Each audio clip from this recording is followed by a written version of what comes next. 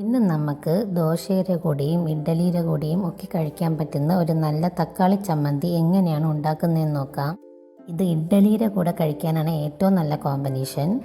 അപ്പോൾ ഈ റെസിപ്പി എങ്ങനെയാണ് ഉണ്ടാക്കുന്നതെന്ന് നമുക്ക് നോക്കാം. അതിനായിട്ട് ആദ്യം ഒരു പാനിൽ ഓയിൽ ഒഴിക്കണം. ഓയിൽ ഒഴിച്ചതിന് ശേഷം ഒരു 3 വെളുത്തുള്ളി ചേർക്കാം. അതിനുശേഷം നമുക്കൊരു സവാള, മീഡിയം സൈസ് സവാള അരിഞ്ഞ് ചേർക്കാം. ഇനി അത് നന്നായിട്ട് നമുക്ക് വഴറ്റിയെടുക്കണം. കുറച്ച് ഉപ്പും കൂടെ ചേർക്കാം, അപ്പോൾ പെട്ടെന്ന് വഴറ്റി കിട്ടും. ഇതിലോട്ട് ഒരു 3 വറ്റൽമുളക് ചേർക്കാം. ഇനി നമുക്കൊരു മീഡിയം സൈസ് തക്കാളി കട്ട് ചെയ്ത് ചേർക്കാം. അത് നന്നായിട്ട് നമുക്ക് വഴറ്റിയെടുക്കാം. നല്ല രീതിയിൽ വാടി വരുന്നത് വരെ നമുക്ക് വഴറ്റണം.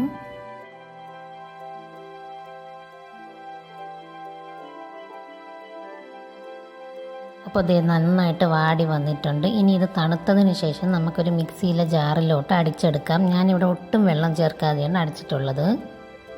പരുവത്തിൽ അടിച്ചെടുക്കുക. നമുക്ക് കടുക് താളിക്കാം. അതിനായിട്ടൊരു പാനിൽ ഓയിൽ ഒഴിച്ചതിന് ശേഷം കടുക് ചേർക്കണം. കടുക് ചേർത്തതിന് ശേഷം ഒരല്പം കായം ചേർക്കാം. അത് കഴിഞ്ഞതിന് ശേഷം നമുക്ക് ഈ തക്കാളി മിക്സ് ഇതിലോട്ട് ചേർക്കാം. നന്നായിട്ട് മിക്സ് ചെയ്തെടുക്കുക. തക്കാളി ചമ്മന്തി റെഡി ആയിട്ടുണ്ട്. താങ്ക്